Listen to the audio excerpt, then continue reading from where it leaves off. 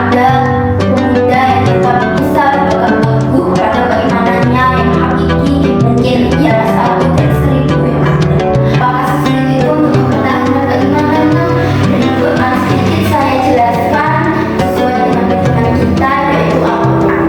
Allah Subhanahu wa Ta'ala menjelaskan di salah satu ayatnya pada Quran surah Al-Anfal ayat 20 yang berbunyi, Bismillahirrahmanirrahim. Ya ayyuhalladzina amanu istajibu lillahi walirrasulihi idza da'akum lima yuhyikum wa'lamu annahu la yaqulu bainal mar'i wa qalbihi wa annahu ilaihi turja'un.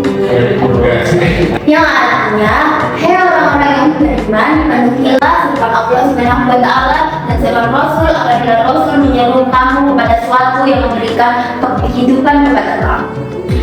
Dan ketahuilah bahwa sesungguhnya Allah Subhanahu wa Ta'ala telah membatasi antara manusia dan hatinya, dan sesungguhnya kepadanya kamu akan dikembalikan.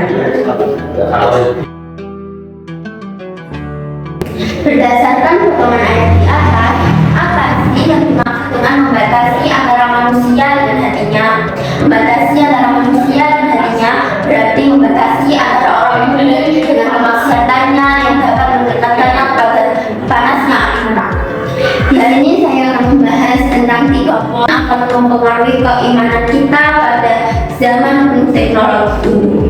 Pertama, ada style, mulai dari fashion style hingga lifestyle. Bahkan kita saja akan sangat bergantung. Kemarin sempat ramai di TikTok, mulai dari Nurul style hingga skena style. Padahal belum tentu kedua style tersebut ialah benar menurut agama Islam. Sebagai orang mukmin, style yang tepat ialah menutup aurat, menempatkan